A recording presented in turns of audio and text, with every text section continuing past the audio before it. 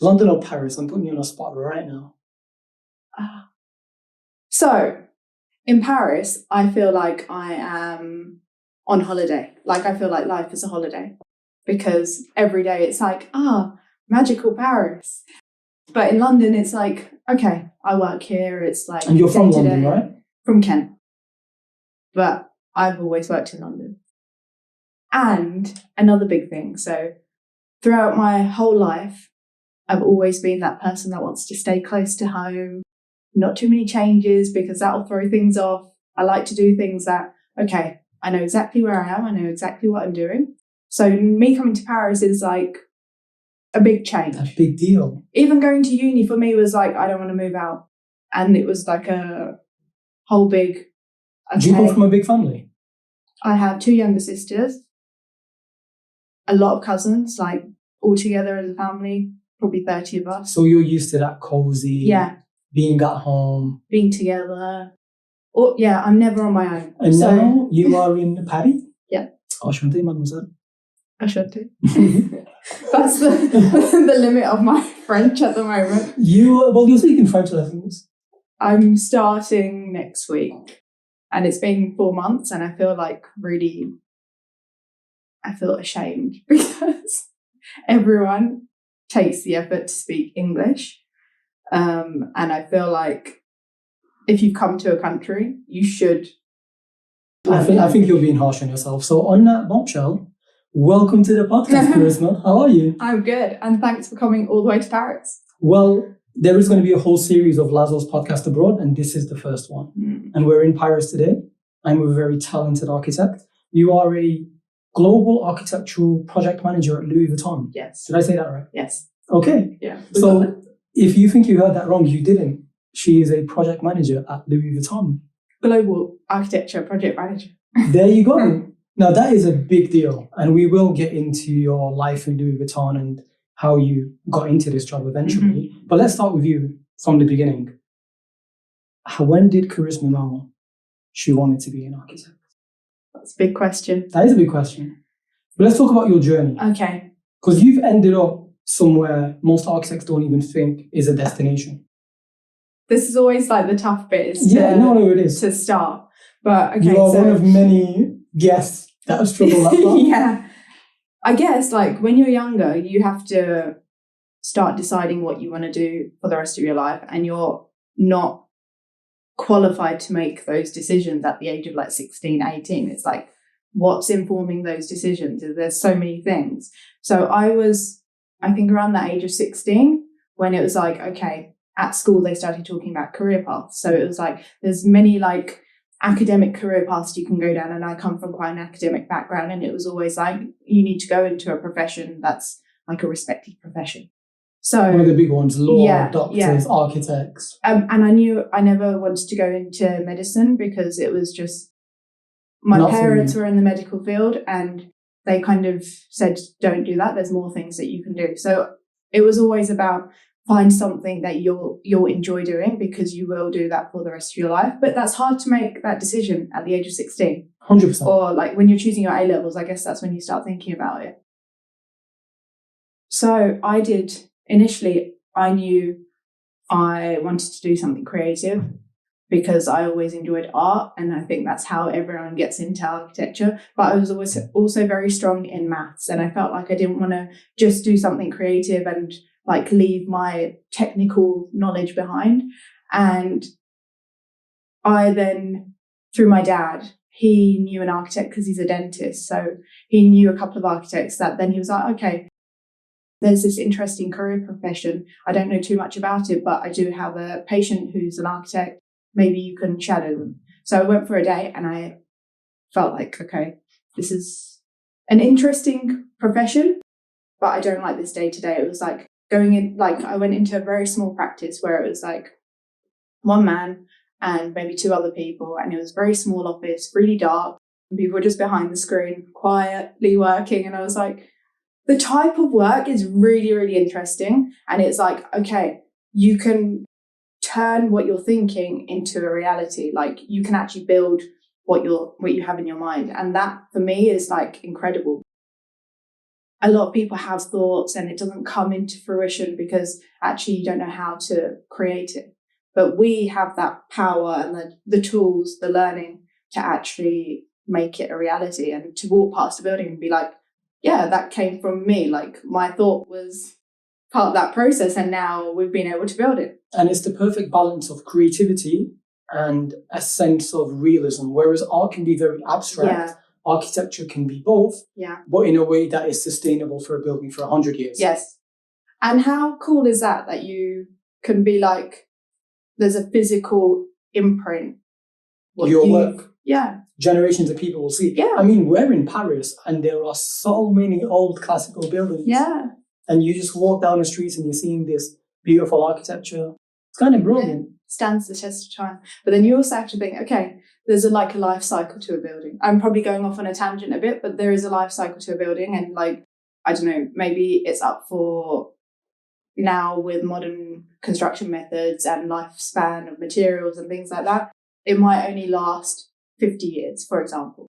And then in that case, what happens when your building is going to be demolished? Is it going to be demolished? Like what's going to be? There could be laws against it. Or is it going to last forever? Like you said in Paris, it's like you're walking down these streets and they've been there for hundreds of years. So, which is the beauty of architecture, the continuity in architecture. Yeah. And they started doing that with other projects as well, like Manchester, where I'm from, turning mills into apartments and finding a way to reuse old stuff. I think with Paris or central Paris, the reason you have a bit less of that is because these buildings are like antiquity. Yeah. They're like untouchable. This is, architecturally speaking, maybe the golden era of Paris. And Paris has a tradition of taking care of its old structures, even the Eiffel Tower, which has been there for well over 100 years now. Yeah. But let's go back onto you. So you were kind of unsure about architecture when you first shadowed this architect, but then you went into architecture school and you loved it. And then fast forward a bit, you're working at Foster's and Partners. Yes. That is a big deal. Yeah. I got the, so straight after finishing uni, I think it was a week before my graduation, I had an interview at Foster's. Let me backtrack of how I got to Foster's. So when I was at uni in third year, they took us to 3 different sized practices, large scale, medium scale, and small scale.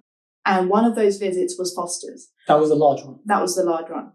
And out of all of them, I went there and I was like, wow, this is like the scale of it. This is like the company that builds incredible projects. It's arguably biggest firm in the world, right? I mean, an argument could be made. They've done the Gherkin. I know, biggest Apple. British company. Yeah. But like when I went into their main offices, it was like, wow, this is like, I can imagine myself there. But at the same time, it felt unreachable at the time because it was like, it's only a certain category of people that work here, or like, you need to know someone to get in, or it felt like, do I need to do to get there? But I just applied. So I applied. And they know people. It's easier than you think. Yeah, I just applied and they got back to me really, really quickly. I went for an interview and I had the job secured the day before my graduation. Amazing. And then I was starting a month later. So that for me, there was no break. It was like uni, job, done. And I know for me, like, it's not as quick for everyone. Yeah. I don't know if it was just lucky, but it was a lot of hard work that I applied to a lot of places and ended up at the top. One thing I would say about luck is the harder you work, the luckier you become. I agree. You know? Yeah. And sometimes you just got to take a shot in the dark. We have never had a conversation outside of today. Yeah. And here we are recording a podcast because sometimes you just got to ask. And I reached out to you and said, I love the work that you do. Would you like to come on the podcast? And here we are. Yeah. So the harder you work, the luckier you become. I agree. So life at Foster's, because it wouldn't have been easy. Does it feel like at Foster's you are a fish in a big pond? No. No? Again, I feel like I am a bit of an anomaly when it comes to my experience, and this is from my own experience. But a funny story is that before I started there, we had a family holiday to Barbados. And at the time, I was like just out swimming in the sea, as you do.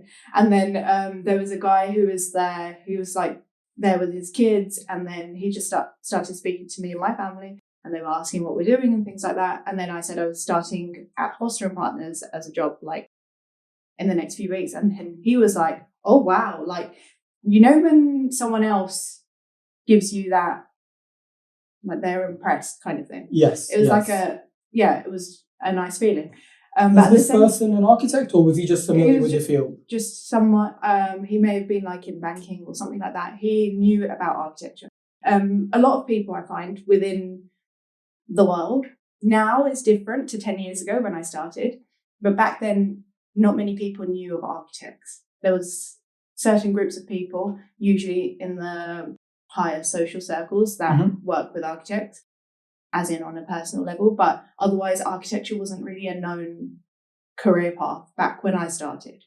It's different now. Not like telling someone you're a doctor. Everyone knows you're a doctor. You know? No. So it's fairly, like, for me, it was a fairly new thing. I didn't know any other architects either. Anyway, I've sidetracked. No, you're talking about, you met someone at Barbados? Oh, yeah. Okay, so he said, I know people who work there. It's tough. Like, there's a lot of long hours. And I hadn't had those expectations beforehand. It was like, oh no, I've just got into this huge company and it's going to, like, open my life up. And then that started to scare me. And it was like, oh, what have I got myself into? And I was like, now the real work's going to start. And it did. And it was tough, but I enjoyed the type of work that I was doing so much that for me, it was like, I'm in a place where I'm learning from the best. And it was just incredible. I like that. So you took it head on and you weren't intimidated.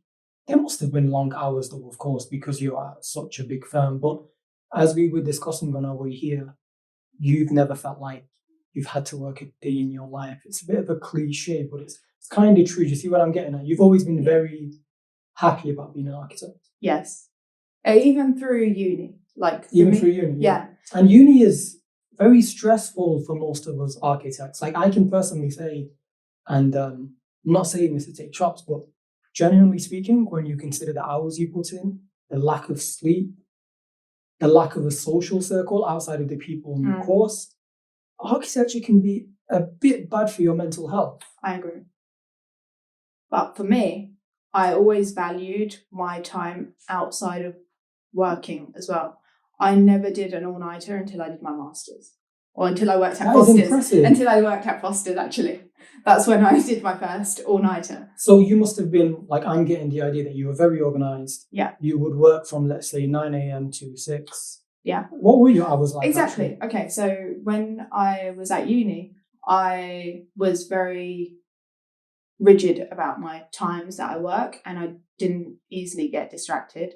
As in, I know lots of people worked at the studio because it's very social. You start chatting, you go and speak to someone over here, see what they're up to, and time passes. Whereas if I'm working 9 till 6, I'm working 9 till 6. I will sit there and I won't get up until it's lunchtime. Wow. I won't take breaks. I'll listen to some music if I remember to put it in my ears. Otherwise, I'll just sit there and just block everything. Yeah, I can be quite a machine when it comes to work, and as long as I know what I'm doing, like, I'm very, very task orientated. And if I can create my plan and be like, okay, this needs to be done, which with architecture, it's like, there's a lot of stuff.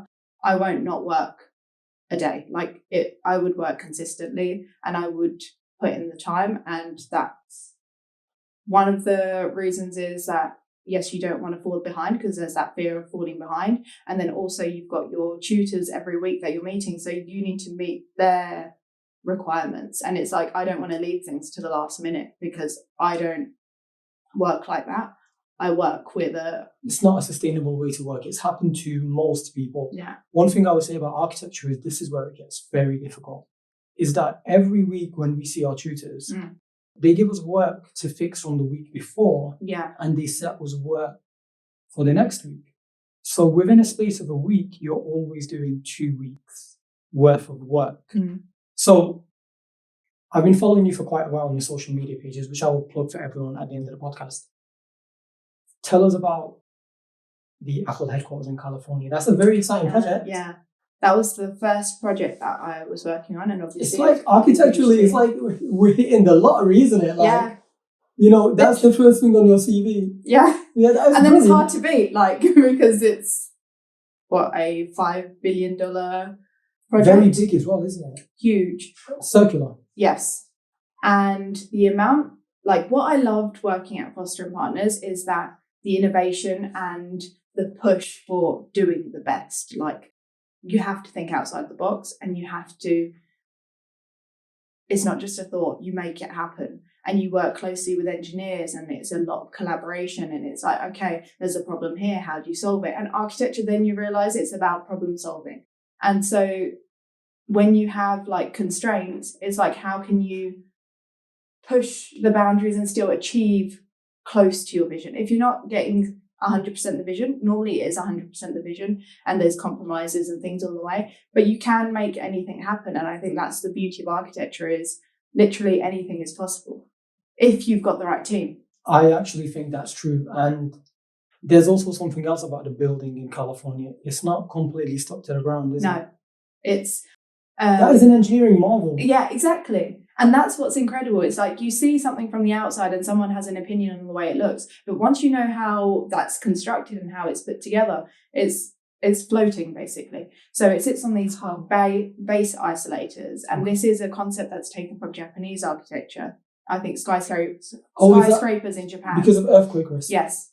And California is in a seismic zone, so it is prone to earthquakes. So the building's designed so that actually it moves with the sway of an earthquake, because if it's rigidly fixed to the ground, it's going to break. Like, you're applying movement to something that can't move, and so it is going to collapse. So with Apple, it's got like a double structure. Like, one part is fixed, but the building itself is then set within that, and it sways with the motion of an earthquake. So that is actually, it's brilliant. But yeah, I've got a video on that one. So yeah, no, we'll plug all of that. That is genuinely brilliant, and it is a dream job, like you said. So how long did this project actually take from, if you know the whole ins and outs from A to Z, how long does a building like this take? So that started long before I got there. As in the design or the design? The design. I was working during the construction phase, like the detailed design and construction. So that was my phase. But I think it had started maybe 4 or 5 years before that. So one problem with architecture is that it takes a long time to get something like that built. So you could be working the majority of your career on one project, and you won't see the end of that until quite far down the line. And then in that case, sometimes it gets a bit frustrating, and it's like, okay, I want to see something built. But at the same time, you might be working on other things at the same time. So it depends where you work. 2 points. Firstly, it's to do with everything, isn't it? Even the law and getting the permission to design in certain places. And more importantly, could there be an instance where you're stuck at a firm because if you're the primary architect on a design, it might be hard for you to leave? You're working with a huge team. So there's always you're always working collaboratively. Okay. So if you were to leave, then the project still goes on. Like, the project is the project. That's why people are there. Yeah, makes sense. Yeah, so I think that's not an issue. It's just, if you personally want to see it through to the end, that's a decision. So by the time you left, was the project finished, or when you went back to your master's, was it then finished? So at that point, they started moving people from London to California. So the team in London started getting smaller, and everyone was moving out to California while it was on site. So I think a couple of years after it finished, once I left. Cool. Have you ever actually been? No. You should go there. Yes, that is on my list. Yeah. And is it a public building that people are allowed into? I don't know, actually. I think they would do to an extent. There's certain areas. Apple is a campus, so there's many different buildings on that plot of land. So there's areas that visitors are allowed, like there's a visitor centre. So you can go there and you can visit. But the main building itself is actually where the innovation happens, where the teams work, where the ideas are. You should definitely get down to California and look at what you made happen. Yeah. It's not everybody who gets to work on a job like that. Let's skip a bit and talk about your journey into this new role at Louis Vuitton. And I get it, you can't talk about everything. Yeah. But what I'm more focused on is the transition, because the style of architecture that you work on now is not the generic type that people understand looking at architecture, whether it be students, tutors, or even just people from the outside. What I'm trying to say is that you're no longer working on housing units, skyscrapers, residential or office blocks. Yeah. How do you make this transition? Because I think you're a bit of a trailblazer for doing that. I don't know many architects who do the type of job that you do, and I was very impressed. Yeah, it is. It's been a change in terms of the type of work that I'm doing. Like, they were looking for someone who has an architecture background to then come in to give a different way of thinking. So, without saying a lot, the projects are like, it's like pure luxury. You're aligning with a brand now. You're no longer working for clients, you are the client. So you understand what the mission is.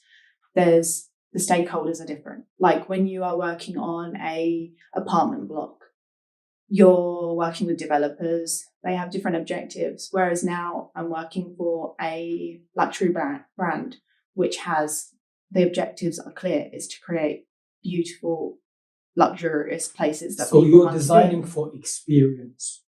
I guess you could say that. You're designing to create an immersive reality, something that will set a Louis Vuitton setting away from a regular building. Yes. Is that? I talk too much about it. I know, it kind of like, we can't talk too much about it. But no, like I said, I want to focus on the journeys. That's actually why I want this podcast to almost be like a source of inspiration to an architect out there to say, well, how can I change my trajectory? Okay. How do I go from working on skyscrapers to Okay. what steps were taken? How did you try to reach out, branch out, brand yourself? I think it's more that when you're creating your career in architecture, you really need to think of what type of projects I want to work on. So even back when you're at uni, if your thesis project is relating to housing, you're already putting yourself into a housing niche. Whereas if you can do something that thinks a bit outside the box, like my final year project was based in Iceland, and it was to create a wellness and tourist centre in Iceland amongst all of this geothermal activity. And so the main concept was, it was a wellness cloud. And that's like, it ties in with mental health, which is what we were talking about earlier. But I found that there was this book I was reading called Healing Spaces. And I got really in tune with, okay, spaces can actually impact your mental health and the way you feel, the way you respond to things. It's like crazy how the physical environment that you're in can impact you so much from the things that you do in your daily life. Like your daily routines can be very different if you're in a very calm environment compared to a very stressed environment. How do you create a calm environment? And so my thesis project was about understanding what's happening with this landscape. People come there for this thermal bath. Also has like a very beautiful coloured landscape that's been natural. And how can that become the architecture? So my idea was a wellness cloud. And so designed a kind of a frame structure which allowed the crystallization to be hosted on the building. So it's almost like the skin of the building is the landscape. And this will become clearer if I can. I'll send you some images. Yeah, I'll edit them in. Yeah.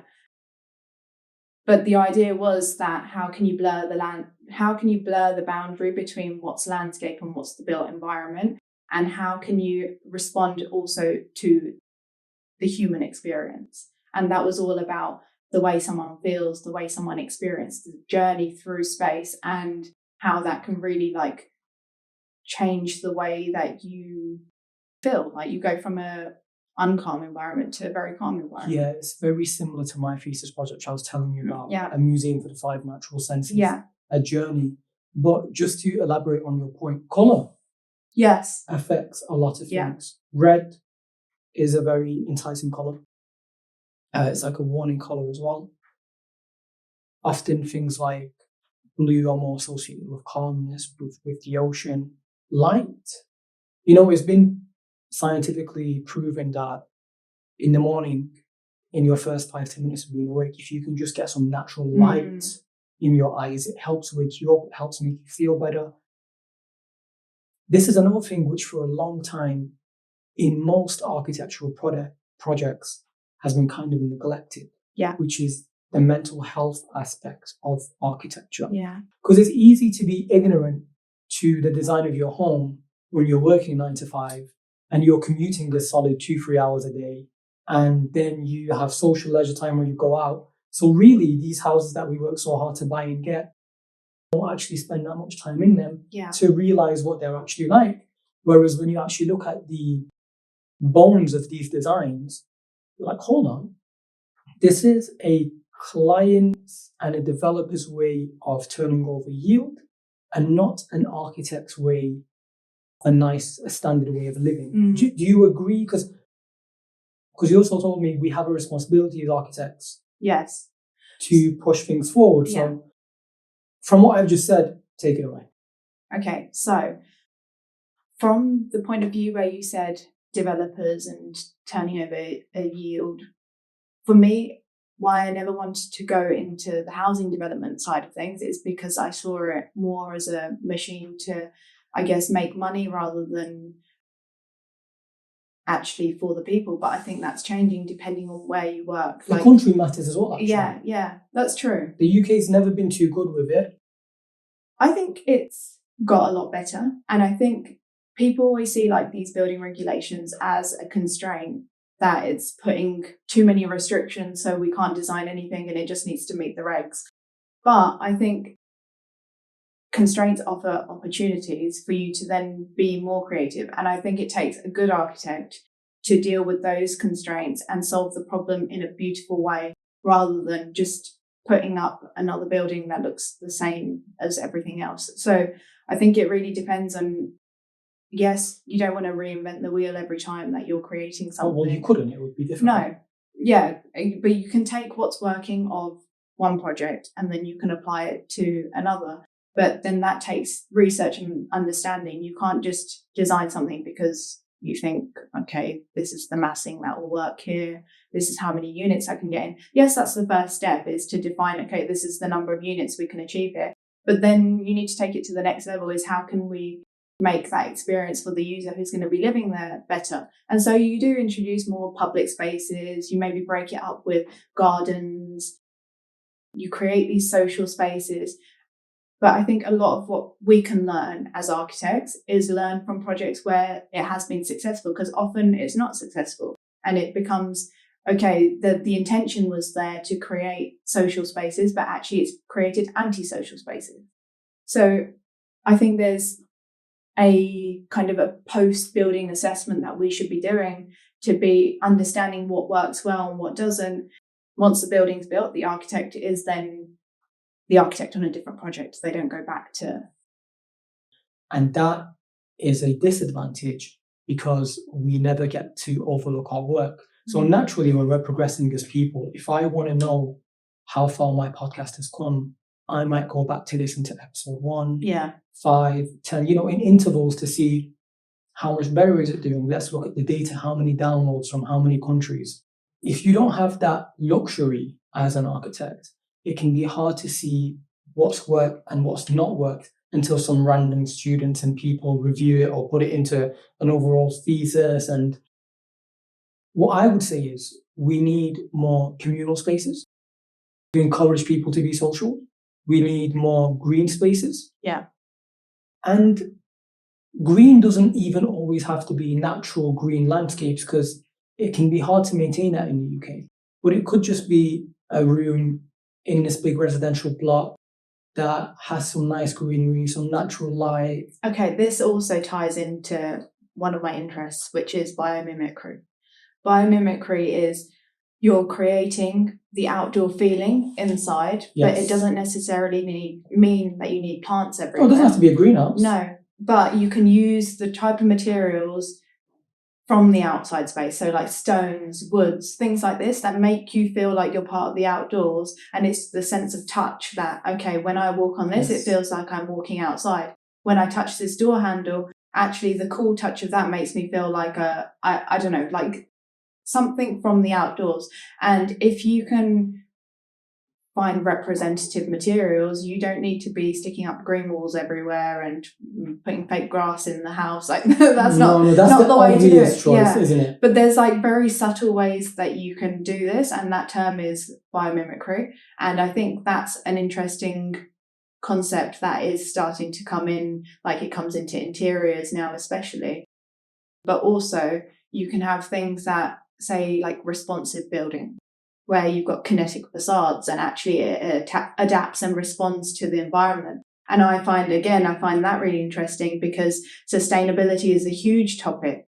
And sometimes people don't know how to be sustainable other than, I don't know, reduce their lighting loads or their green roofs. Like, there's many like buildings in Dubai that actually there's less restrictions on what the building can look like.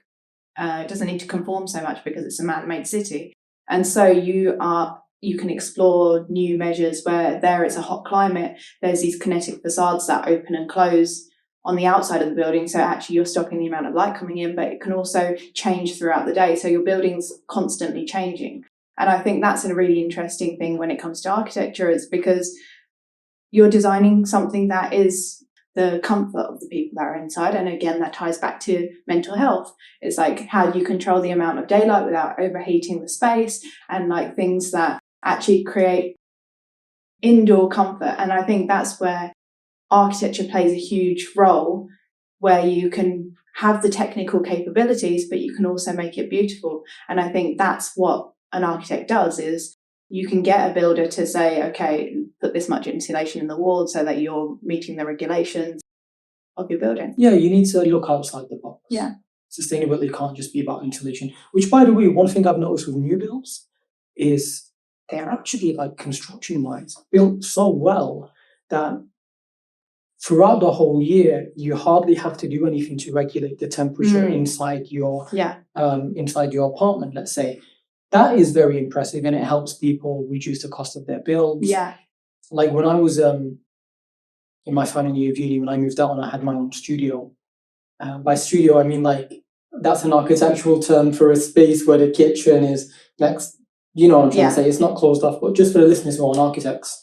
Even during the winter, I had one small fan heater, which I would turn on for a few hours a day, and then the rest of the time to get the smells out and for ventilation, I just had like 2 windows.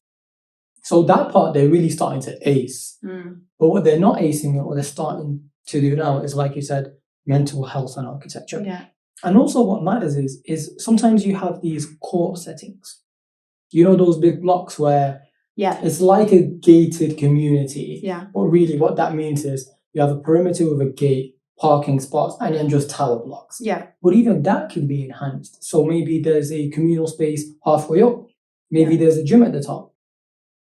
Often these things do exist, but as you start to pay more, as you start to go into more, I wouldn't even want to call it, but why should that be luxury? This is what I mean. Like, if I went in to look for an apartment and the luxury setting would be a massive cinema room, a rooftop bar, something that made sense with the term luxury. Yeah. Luxury shouldn't be the standard things I need to be happy where I live. Yeah. This is the problem, and this is where, like I was asking you, is this idea of yielding a profit ruining architecture?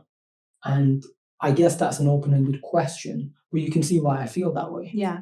I feel that, so from that point where it's almost like luxury should be...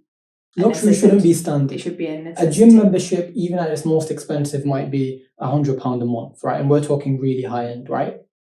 To have a gym in my residential space should not be considered luxury. Yeah, because it's part of your well-being. Because so it should be like nothing in that gym also equates to such a high level of money. Yeah. Do you know what I'm trying to say? It's quite standard. Yeah. it drives the price up of the apartments and things if you are going to include these facilities from a financial point of view, because these things aren't free.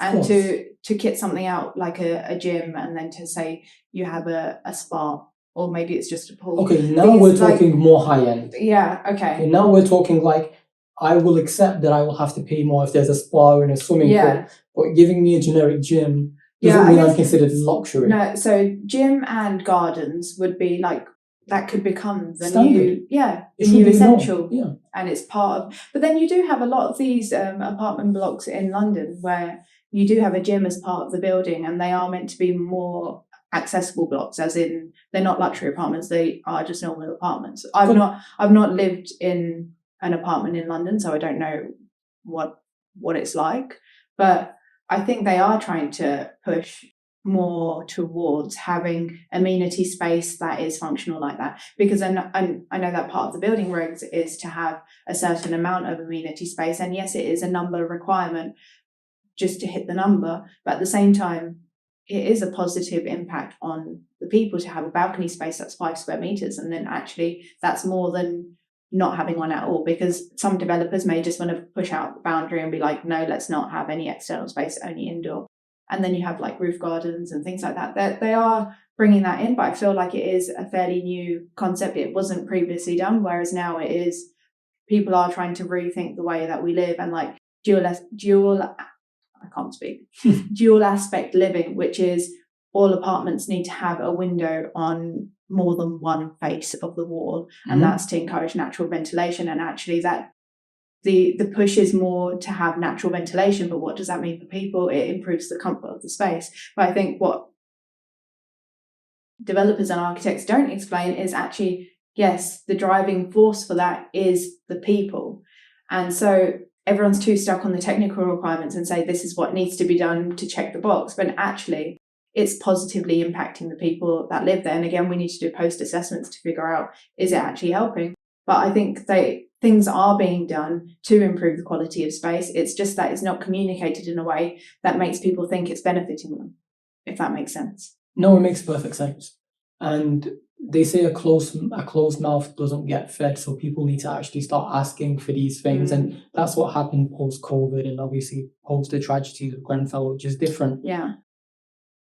But what I would say is the developers work so closely with the clients and the contractors that it can be hard for them to see what the idea of good living is if they're not really a part of the design work. And I think sometimes there's not enough communication, which makes multidisciplinary firms like Foster's so important, because like you said, you're learning from the engineers directly. You've got BIM managers and people that you can communicate with. Most architectural firms don't have that, do they? No. It's just, we're the architects, we will send the plans off, and we're looking at flat 2D plans, and it's just about communicating to the builder and, how much is that block of concrete going to cost, and so on and so forth. See, for me, because I've never worked at a place like that, it's never really aligned with what I want to do. So I don't have that experience, whereas my experience has always been quite positive in terms of there being collaborative teams. But I do see that these projects go up and you're like, what is that? That's not really what I would call a successful project, because actually it's not good for the people.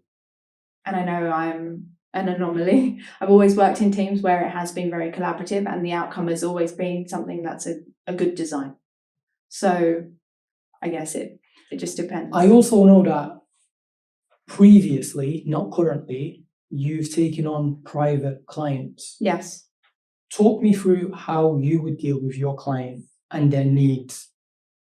And let me see if I can spot a difference between you and a regular architect. Because I feel like there is. You talked about a duty of care as an architect, and I can tell you're very passionate about that. Yeah, so I think it's our responsibility to educate the client, because they come to you because you're the expert.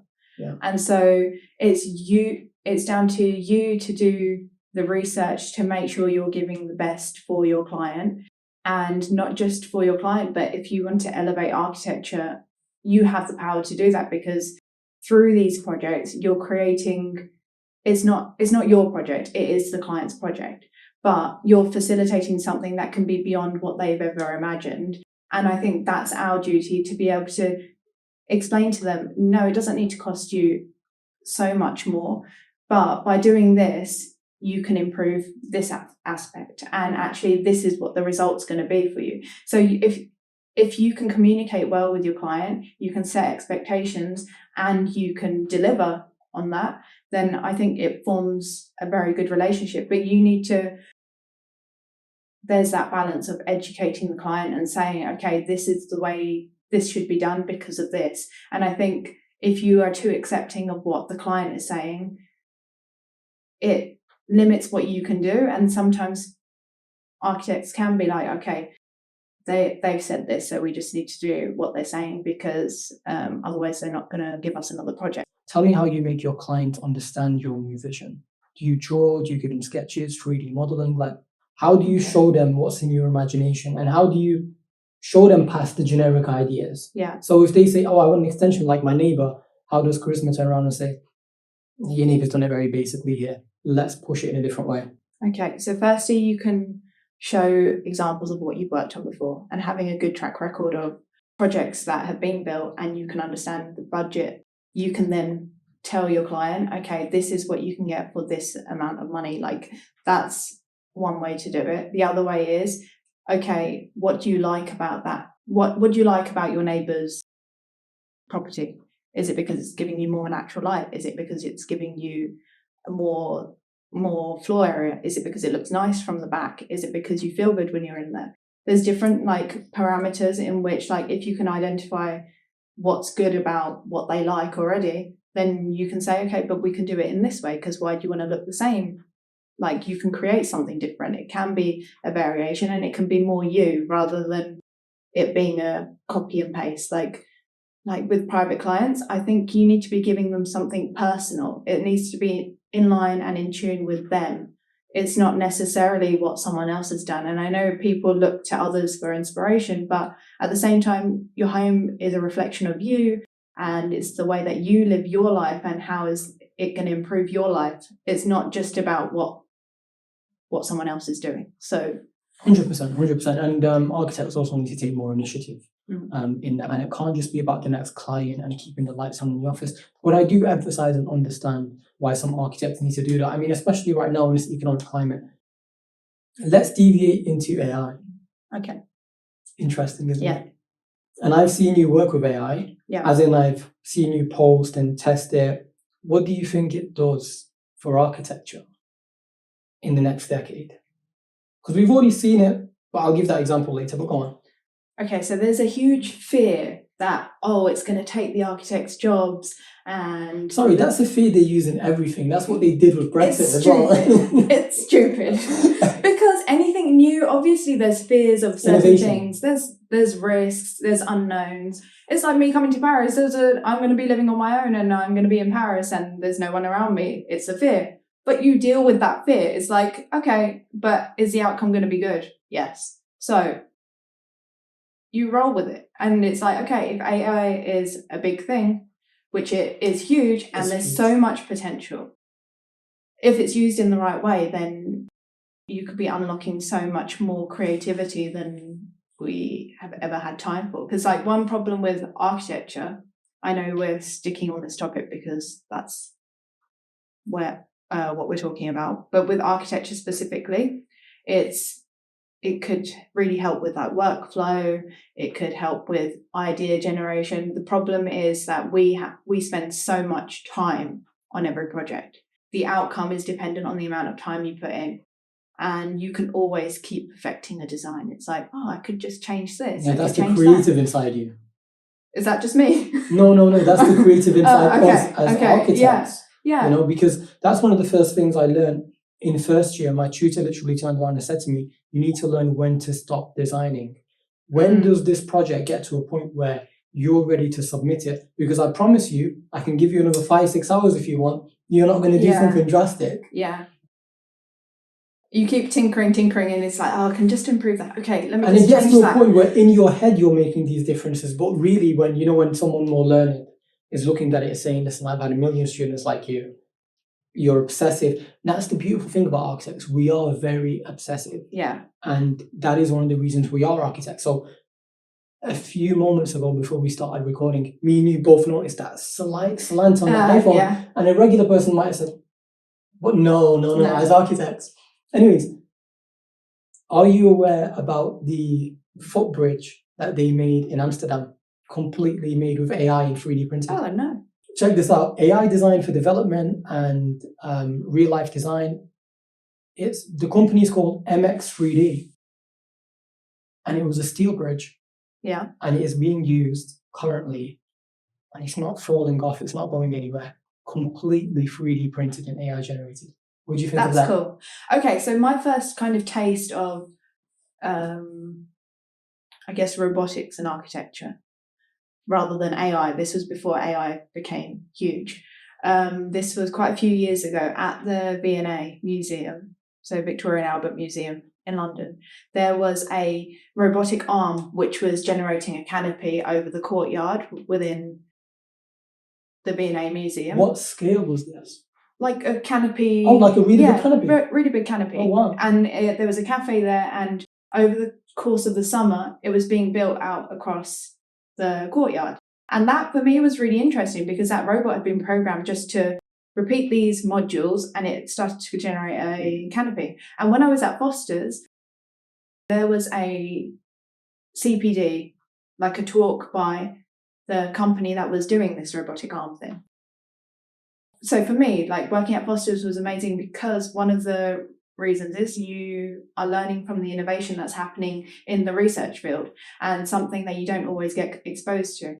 So this was really interesting because it's like, okay, if machines can be doing the work, you're reducing the amount of labour force. Okay, yes, labour force then loses its jobs, but at the same time, projects can move faster because say if you're redecorating an apartment, you could get a robot in that's programmed to just decorate. And it's like, that would be really cool because actually sometimes you need to consider how many trades can you fit within a single space at a single time. And then there's the logistics involved in organizing people. And instead, if you can just program something to do the work, you're reducing the amount of time. Yes, it might be a high upfront cost to sort out the machinery and everything, but you're improving speed of project, you're improving costs, and there's so many things like the quality would improve as well. So I think with AI, if we can start to generate through using AI, you improve accuracy and you improve quality of workmanship and things like that. So I think that could be an interesting. So going back to your point about the fear, and existing developments, 3D softwares were a way in which architecture has become better. What you're saying is right. So if I can use AI to cut back on 30% of the time that I actually use to design, that gives me 30% more time, either to myself or to new projects. So actually in the long term, in the long run, it brings in more clients and more money. If my firm can only realistically, with the constraints of time, do 5 projects a year, we might be able to do 6, which might actually mean in some ways I can employ somebody else to be part of a bigger team because AI is helping us grow and how many projects we can take on. With architecture, it being such an heavily emotion-based profession, it would be hard to just get a machine to replicate what we do. But what I am seeing in advancements is, firstly, much better imagery. But imagery is just imagery. Like, do you remember the cave ones that you did? I mean, that's not hardly going to turn into a project, right? But it's something that sparks your imagination.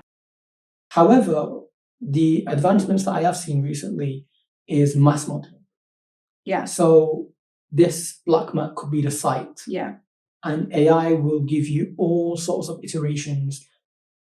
That is where we might save time in the things that we don't necessarily need an architect to oversee, but we need mass quantity of. So even when you're just doing a design project at uni, your mass modeling is to help you think. I'm not going to let AI maybe do my room spaces and where my communal spaces go. That could be for the future. Yeah. But for the time being, it can just help me lay out site analysis, Yeah. A to Z, Yeah. in a sense. Yeah, I agree with that in a way, because we do a lot of the research and everything up front, and that then informs our decisions. Whereas that's like the research is done, and now you're making your decisions off. You get to do the fun stuff more. Yeah. It's like even things like laser cutters. How much time and money did that save? Yeah. You know? Yeah. Like, imagine if we went to uni at a time when these didn't exist. How much harder it would be to actually build a physical model while juggling a project. Yeah. And I think that this 3D modeling also helps people communicate, because as architects, we're visual thinkers, but we have to implement that vision by hand or by using a 3D software. So I'm all for the innovation of AI. I don't think it'll replace an architect. No, I think it's a tool. Yes. And people need to learn how to use it in the best way for them. Like, for example, architecture practices. They should be adopting this as in, like, okay, we can start using this as a tool for the team, but then the team needs to be trained on how to use it, who's going to be testing it.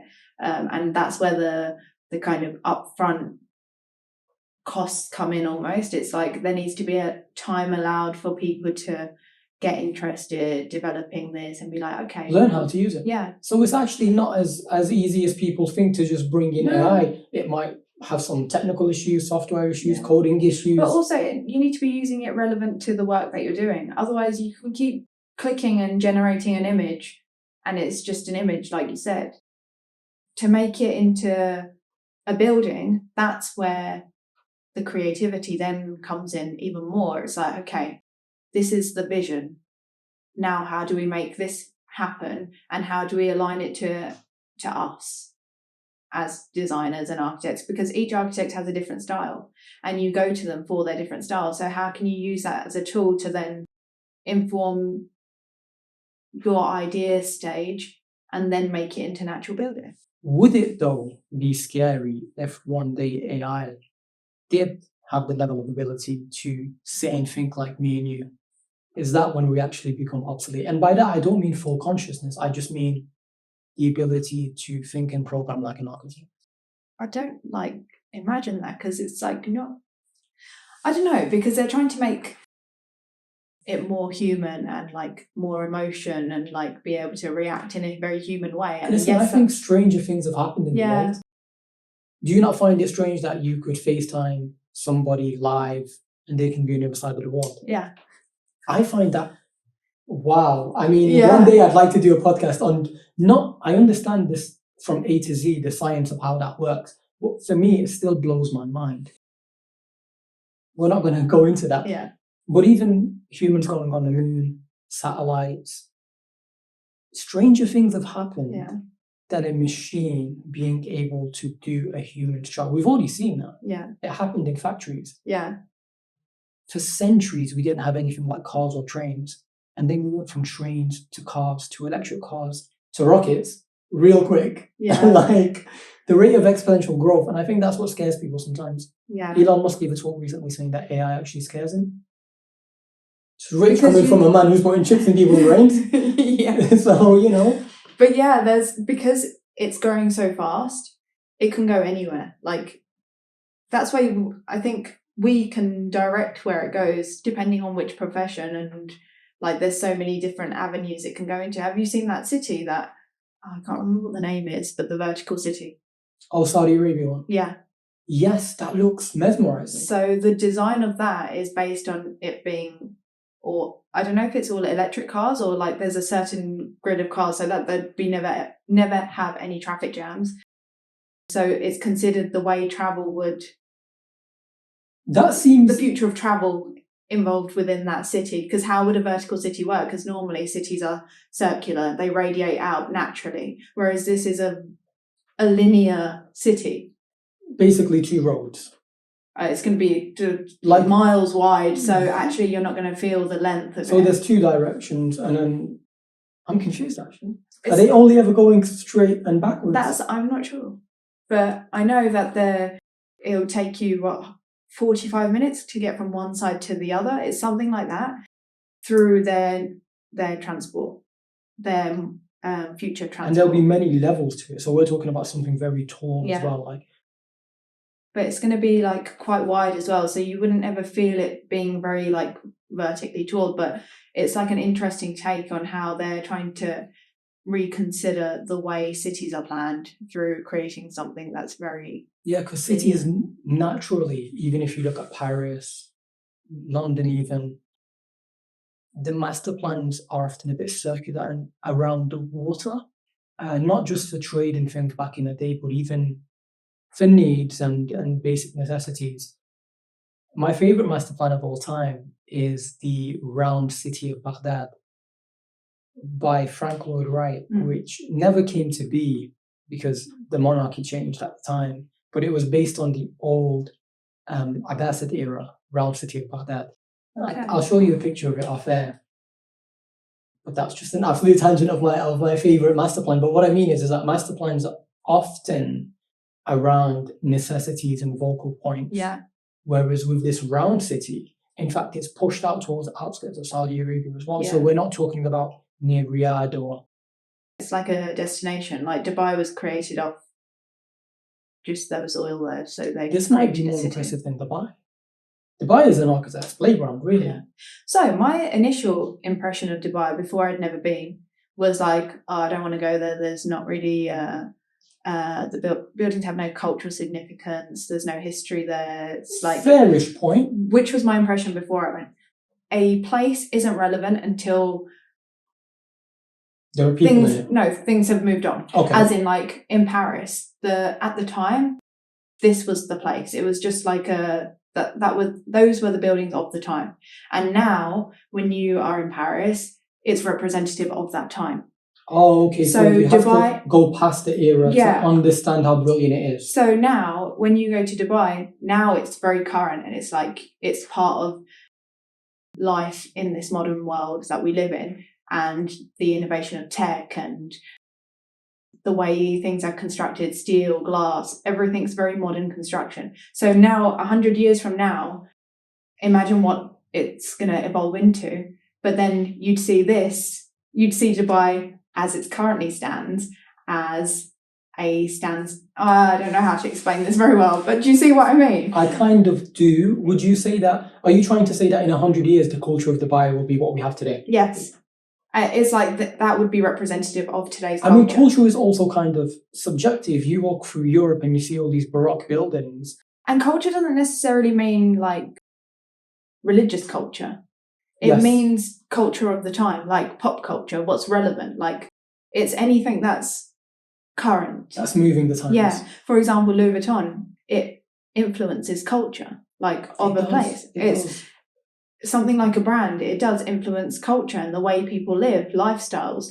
And things like Dubai, it's like there's a lifestyle there and it's reflective of the people who inhabit Yeah, I think it's a very easy stick to beat Dubai with, to turn around and say there's no culture here and it's a man-made city, which is all fair points, but it doesn't, in my opinion, doesn't make it any less of a place. No, yeah. It's still a beautiful experience. One of the safest places on the planet. Yeah. And at the same time, you have an abundance of luxury. But would you also say that that's because the maintenance of these buildings, the cleanliness, the aesthetic, it's so beautifully done that when something is beautiful, you want to preserve that. And then you do need to have like a maintenance plan involved to make sure that people are also upholding. Money always matters. But like that creates the culture of a place, because actually it's, how do I describe this?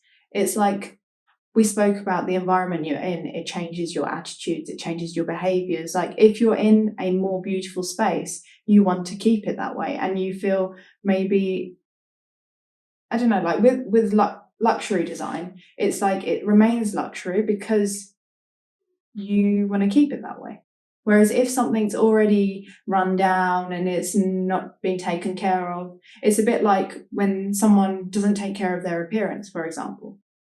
You're then like, I'll leave it. I won't get ready. No one's looking. I'll just like wear whatever I want. It's I don't care so much. So everything needs time. Like the maintenance. attitude. And I feel like with architecture as well, you can influence people's behaviors, people's attitudes, and it's the way that you design. Like, if you gave them something to take care of instead of a generic housing block, maybe they would take care of it more. But they feel that, this is reflection of me. It's like when you have my mum's like this, the lawn outside the house, keeping it clean and making sure it doesn't go too high. Not for anyone else, but just for yourself, because you don't want to look like you live in some jungle or something. Yeah. So I get your point completely. But yeah, it influences your behavior. If you have something nice, you want to keep it nice. So then you do nice things. No, 100% true. Money matters, and Dubai has that in abundance. So of course they can maintain it more, but they've also helped bring more financially to the city by creating this absolutely amazing place, which is inclusive of all cultures. I mean, Dubai is probably one of the least Arab places in the Middle East. When you actually go to Dubai, you don't see as many Arabs as you think. It's not like Abu Dhabi, it's not like Doha, it's not like Baghdad. You know what I'm trying to say? Yeah. It's a welcoming, luxurious place where you have a great standard of living, where people, I know there are some cultural issues depending on what side of the fence you're on. But aside from that, I like it. I'm like you, when I went there, I was mesmerized. But do you think that's because of the architecture? The architecture is mesmerizing, yes. See, here's the thing. But as in like that, because it's attracting people from all over and inclusivity, do you think that they thought about that in their master plan, that how do we make this into an inclusive city? Because I know that when you are master planning, it is something you need to consider. So I haven't researched back into how Dubai was created. But do you think that was an intention? I think in truth that a building is only as useful as what goes on inside it. And even though these buildings are beautiful to look at and take pictures of, even for a regular person, in fact, more times I see strangers taking more photos than me when I'm on holiday of buildings. But what they've created is a central business capital. And they've made it multifaceted. They've allowed investment in from other places. And Dubai has become one of the best places to live. I don't think the architecture on its own does Not that. on its own, but if you create an infrastructure, and infrastructure is buildings, communications, networks, accessibility, it attracts. Then yes. Because so what I'm trying to say is architecture is that it's placemaking. You're designing a building that attracts people. You can attract certain types of people. You can encourage certain types of behavior. And I think definitely. Definitely. That's architecture has the power to do that. So if you can tap into that more, again, like we said about mental health, all of these things, it's influencing people's behaviors, people's attitudes, and you can do that in a really, really positive way. It's just educating yourself in how to do it, and working with people that are also on board with, okay, we want to level up society. It's not just about the buildings. You can do that through the way that you start to create spaces around your buildings. It's not just about the building itself, it's about what happens in the in-between space. How does one connect to another? It's everything we learn is contextual to the place. And I think that's the power of architecture and being an architect, is that you can make these types of decisions and get people on board with positive change that actually impacts society, and it's not just a building anymore. Nice. Oh no, I like that. It's I think it's as a career path, I think it's like unlike anything else. And one piece of advice, when I went to that architecture practice back when I was 16 for work experience, the guy said to me, "You'll have to be prepared for no 2 days being the same." And I was like, oh, that interests me. But he was saying it in a way like, oh, like there's so much stress, there's so many things like you have to think about, so many responsibilities, which yes, you do have. But at the same time, if no 2 days are the same, it means you're constantly learning. And with each new client that comes in, you're learning from them, and that's another person to add to the mix of influence that you have as an architect. And having worked on so many different projects, you get to understand people in the world a lot better, and you can understand that, okay, there's like Apple is one type of client, a developer is another type of client, a private residence is another type of client, government is a different type of client, Louis Vuitton brand is a different type of client, luxury residences is a different type of client. But overall, you're getting a picture of the whole of society, everyone, and that then informs your decision making. And so when someone's designing something for you, you need to consider, where are they getting their knowledge from? If it's just coming from one source, again, you're not getting the variety, you're not getting the impact that you could have if you went to someone who does have like all of this backing. And it's like, it's really interesting because you can just take from everywhere and there's so much to be learned. And normally it's like having a one-on-one conversation, like when you're speaking with clients, you're getting to know what they want, what drives them, what is it that they want from where they live or where they shop or where they, I don't know, a lot of like projects that I've worked on where it's like renovating someone's house, the interiors.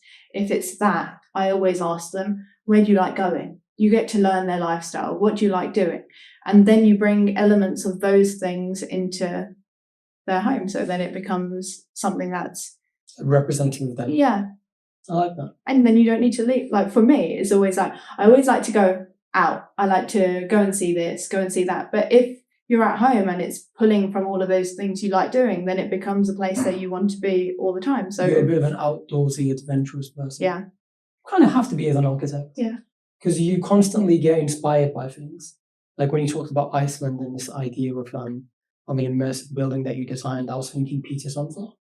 Yeah, that was one of my influences. Yeah, a big influence. Unfortunately, there's not enough architects out there like him, but I understand why. In the long run, I do think as architects, we are educating ourselves more about these socio-economic problems and mental health. And we're just trying to take things forward. Yeah. So when I first invited you on here, even though we'd never met before prior to today, I knew it would be an easy conversation to flow with because as architects, we're practically always learning how to talk to people. Yes. And that starts with uni, presenting reviews, and explaining to your shooter every other week what the hell this means with your clients as well in your actual job. But I just want to touch on a societal thing. Do you think the architecture field represents women the way it should do? And then also women of ethnic minorities as well? I never even knew many architects, let alone female architects. And even now, I work at Louis Vuitton now, there's a lot of females. So it's a nice place to feel there's representation there, as in like there's female leaders. And I think that's really incredible to see. And for such a huge company, and it is like really strong women and it's people to look up to. Whereas previously there's always been males in higher positions and you never really saw females in those types of positions unless they're single and they've just dedicated their life to working. Which is a shame, isn't it? Because it makes the idea of having children as some form of a burden that holds you back. And it's not, because it's a miracle of life to be able to give life. Yeah. People shouldn't be punished for trying to live that part of their life. I think the beauty of this profession is that you can work for yourself. And so everything you learn, especially in the UK, I don't know if it's because from what I've spoken to people in Paris, you don't learn so much the business side of architecture, but doing your Part 3 qualification enables you to set up your own practice, enables you to understand like contract law, hiring process and all of these things and how to run a business. So I think it's a very empowering career knowing that you can either work for someone or work for yourself. So to have a family and things like that, I've never felt like work had to come at cost to that. Yeah, and architecture has not necessarily at the top. So when you think of a great female architect, often the list is not that long, and it's Zaha Hadid. But she was innovative like no other, right? However, architecture school and the architectural workplace is much more representative than most other industries. That is one thing that I've realized. Yeah. So thinking back to undergrad and masters, over 50% were always girls. Yeah, that's true. Throughout the whole of studies, it was like majority. So architecture is actually quite friendly to, or better for females than most other professions. Yeah. But you're right, at the top, it can be a bit more difficult. But I think that just goes back to people also maybe feel like they can't have both. Neither of us have kids, so maybe it's hard to understand the level of pressure that might bring. But certainly I agree that with architecture, it can be easier to thrive as a woman than it is as in other professions. But if there was one thing that you could change to make it easier for women, do you have an idea of what that would be? I think don't be afraid to push yourself, as in like have confidence in what you're doing and what you enjoy doing. For me, this has never felt like work. So it's like I always wanted to find something where I just enjoy doing it, because whilst being brought up, it was always like, do something you enjoy, do something you enjoy. But it always felt like, what is there that you can do that's work and you enjoy it?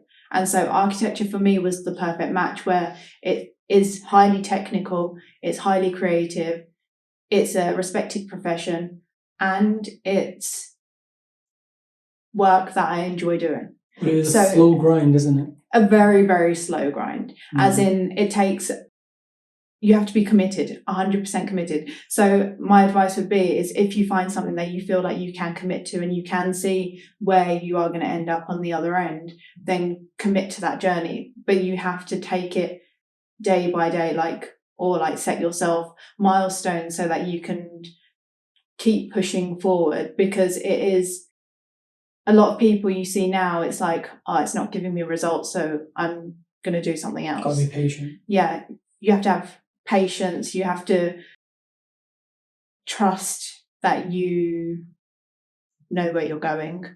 The good thing is that with the university degree, it's like, I'm going to be doing this for the next 7 years to qualify. Yeah. As advice, it's like, if you want to go down a certain direction, make sure you're building each step of the way. Otherwise, you take a back step, you pivot into something else. And yes, it's good to be well-rounded, but you can be well-rounded in a direction. Because I think sometimes people lose their direction and it's like, okay, now I don't know what to do. But it starts with enjoying what you do, but then making sure that actually you can still live.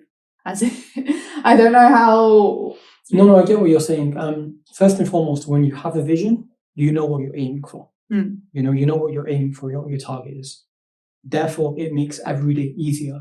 The hardest thing in this modern society seems to be people not knowing what to do. Yeah. And people, for example, going into the workplace or into university and being a bit more focused on the social aspect of life, which I don't blame people for. You're sending these 18-year-olds sometimes to another city to live on their own with random people.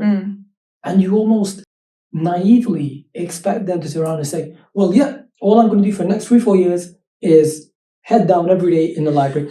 We don't do enough to educate the young generation about the ramifications of these next 4 years of your life, Okay. I went off on a tangent because I didn't know how to word my answer. And now you have it. Yeah. You said about going into university with a certain intention, and often it is to go out partying. For me, it was never that.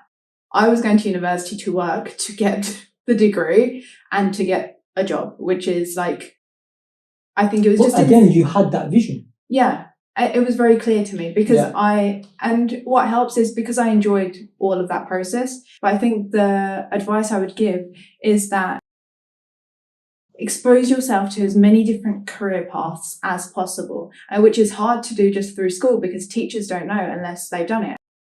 Like, a big problem is that we're taking advice from people that haven't done what we want to do. The beauty of social media now is that you get exposed to so many different profiles. For example, nutritionists, architects, coders. I didn't know computer science was a thing when I was studying. It was like, okay, because then once I was at uni, I started to look into, we were talking about AI. I started to do a bit of like Grasshopper, which is like a plugin for Rhino. Someone who's not doing architecture won't understand these terms, but it's like software, but it's using for parametric. Yeah, parametric design, and it's using coding. And that for me was really interesting. It's like, I can actually build what I'm talking about. And again, I come back to this point that the beauty of architecture is that what you're drawing on a piece of paper is what you are going to build. Like, you can create these visions that you're having and they become tangible things, and it's like, that's incredible. But it's not a profession for everyone, because like I said, it's like you need to know that you're committed to the goal and that's what you want to do, and you need to enjoy the process, because this job is only good if you enjoy the process, and a lot of people don't. Well, a lot of people don't enjoy their jobs anyway. Yeah, that's true. But again, I think that's a lack of guidance, and going back to put that emphasis on the education system, which I've never been a big fan of. Like, Yeah. I did an episode on the education system, and you can see how much I dislike it, because it doesn't offer the right routes. Education, like everything else, has become a business. They want to funnel out these kids that have X amount of A's so they can get more funding and shovel them out to college and tell them no one's prepared for, like, imagine you just graduate from something that you never wanted to do, and now you're a professional in that, and other people are trusting you with whatever you're doing. Yeah. And you're just like, I just fell into this. It creates a bad workforce, if we're being honest. Yeah. Whereas I feel like maybe people should be a bit more patient, because these few years that we try to rush into, actually, in the grand scheme of things, are not that much. No. We spend more of our life working than working towards what we're going to be working at. But I think now, like, apprenticeships weren't a thing before. I think that's a really that's good way. helping architecture. Yeah. And that, I had something else in my mind. You know, they're also shortening the length of the course. In a few years, they're going to change it, make it one less year and stuff like that. Okay. But yeah, it's let me just think back what. Go on. It's about being exposed to different career paths. Yes. Okay. So, a funny story. When I was at school and I was trying to decide what I wanted to do, and I really enjoyed art, but I was like, I don't want to lose the technical side. My art teacher at the time, I really enjoyed the subject, and I was like, I asked, what can I do with?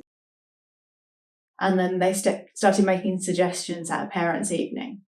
And they said to me, oh yeah, my mum and dad were sitting there next to me. They're like, oh yeah, she could do card designing, flower arranging. And I was like, okay, that's fine. Like, people do that and you can make a career out of it. But my dad looked and he was like, what are they saying? That's not a...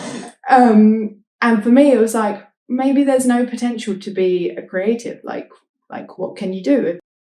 It's limiting. You're not going to make much money off that.